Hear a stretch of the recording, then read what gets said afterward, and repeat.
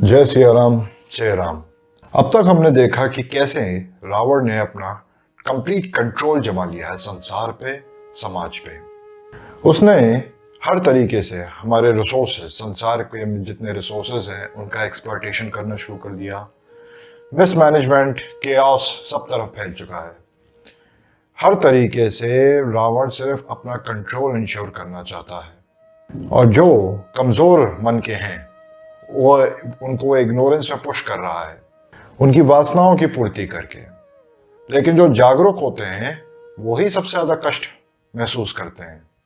अब इसका एक डिपिक्शन इस तरह से दिया है तुलसीदास जी ने कि जो पृथ्वी है, ये पृथ्वी माता का जो है हमारी, ये एक गाय का रूप बना के देवताओं, योगी, संतों के संग ब्रह्म देवता पे पहुंचे, ब्रह्म भगवान पे पहुंचे और कहा कि हमारी मदद करिए, इस पर सॉल्यूशन निकालिए। तो आप यहाँ पे नोट करेंगे कि जितने गए ये सब वो कैटेगरी के हैं जो अवेयरनेस में रहे हैं, जो जागरूक हैं, जो ठीक है वो हेल्पलेस हैं, वो रावण से बचाव नहीं कर पा रहे हैं, लेकिन at least they are realising the problem, the issue. 99% उस समय भी जो जीव थे, पॉपुलेशन थी, उनको ये रियलाइजेशन नहीं था कि there is some problem in the world. वो तो मस्ती में अपने जिए जा रहे हैं।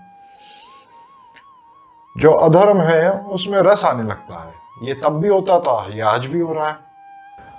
अब जब कोई ऑप्शन नहीं मिलता तब हमें क्या करना चाहिए, वो इस पार्ट से, वो इस चैप्टर से हमें समझ में आता है। चैप्टर नंबर 4 है मेरी बुक का। तो भगवान उन्हें ये इंस्पायर करते हैं कि अगर आप टोटली हेल्पलेस हो, आपके पास कोई ऑप्शन नजर ना आए, तो आप उस समय भगवान के सामने टोटली सरेंडर हो जाइए, उनकी शरण मांगिए। समर्पण भाव, अंतःकरण की गहराइयों से समर्पण भाव आ जाना चाहिए और प्रार्थना कि हे ईश्वर हमारी सहायता करिए, हम आपकी शरण में आए। मांग सकते हैं, मांगने में कोई बुराई नहीं है, पिता है हमारे। लेकिन भाव पे जोर ज्यादा है हमारा। भाव में हमारे सरेंडरशिप होनी चाहिए, समर्पण भाव होना चाहिए, श्रद्धा होनी चाहिए। फिर दूसरा सवाल आता है कि भगवान से अगर हम बात करें तो कहां जाके करें, कौन से मंदिर में, कौन से तीर्थ में, किस माध्यम से, किन पुजारी जी से, किन आचार्य जी से, किन गुरु से, किन संत के थ्रू। तो इस बात में ये यहाँ पे भगवान कहते हैं कि ब्रह्मदेव का भगवान कहते हैं कि आपको कहीं जाने की जरूरत नहीं है, क्योंकि भगवान तो ओमनी प्रेजेंट है, यत्र तत्र सर्वत्र सब तरफ भगवान है। तो आप जहां पर, जिस पॉइंट पे खड़े हैं, वहां आपको रियलाइजेशन हो जाए, वहां आप प्रार्थना कर सकते हैं। अब कब, समय की बात, क्या सुबह ही उठ के करना है, नहा धो के, स्वच्छ होके, शुद्ध होके ही करना है, किसी स्पेसिफिक वार को ही करना है, किसी स्पेसिफिक दिन में ही करना है? तो फिर ब्रह्म भगवान कहते हैं कि नहीं, ये जो समय है, पास्ट, प्रेजेंट, फ्यूचर, ये तो उनके लिए है जो अपने आप को शरीर से आइडेंटिफाई कर रहे हैं। चेतन के लिए, शुद्ध चेतन के लिए, कॉन्शियसनेस के लिए तो समय है ही नहीं। टाइम तो एक कंसेप्ट है। अगर आप अपने आप को लिमिटेड फील करते हैं तभी तो आप टाइम फील कर रहे हैं। जो इटर्नल है, सनातन है, जिसका ना आदि है ना अंत है, उसके लिए समय क्या है, उसके लिए दिन क्या है, साल, महीना, युग, जीवन, कुछ नहीं, कोई महत्व नहीं रखता। वो तो हर क्षण में उतना ही है जितना वो हो सकता है। तो जब आपको रियलाइजेशन हो जाए, आप उसी समय प्रार्थना करें। अब इन सब ने मिलकर प्रार्थना करी और नारायण भगवान ने आकाशवाणी करी, और एक प्रॉमिस के साथ कि रघुकुल परिवार में मैं जन्म लूंगा, राम मेरा नाम होगा, दशरथ जी मेरे पिता होंगे और कौशल्या जी मेरी माता होंगी, और मैं इस संसार को रावण से मुक्त कर दूंगा और सबको सुखी कर दूंगा, धर्म की स्थापना कर दूंगा। अब ये सुन के जो पार्टी गई थी, देवताओं, संत, योगी, पृथ्वी माता, सब थोड़ा सेटिस्फाइड फील करते हैं, लेकिन स्पेशली देवता जो हैं वो कुछ ज्यादा ही रिजॉइस करने लगते हैं। दे वर लिटरली सेलिब्रेटिंग। और ये देख के ब्रह्म भगवान को क्रोध आया कि भाई what are you doing, what is this way.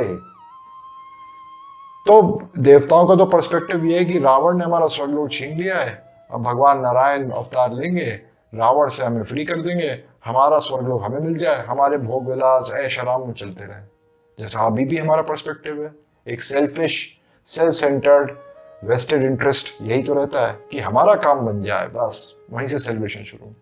तो ब्रह्म भगवान ने कहा नहीं, ये गलत है। अगर ईश्वर ने तुम्हें एक प्रॉमिस दिया है, कमिटमेंट किया है, तो तुम्हारा की भी कुछ कर्तव्य है, कुछ नहीं बहुत महत्वपूर्ण कर्तव्य है कि अब तक तुमने जितना प्रयास किया है वो कुछ नहीं, अब अपने आप को पूरी तरह से उस पुरुषार्थ पर झोंक दो। ईश्वर तो अपना काम करेंगे ही, लेकिन जीव को, मनुष्य को, चाहे वो देवता के पद पे ही क्यों ना हो, पूरा पुरुषार्थ करना है, पूरी मेहनत करनी है। तो इसका आउटकम क्या हुआ? देवता समझ जाते हैं, थोड़ी गलती करते लेकिन समझ जाते हैं। ये वही देवता हैं ये जो कि मिलियंस, हजार लाख करोड़ वानर रूप में किष्किंधा की पहाड़ी जंगलों में अवतार लेते हैं।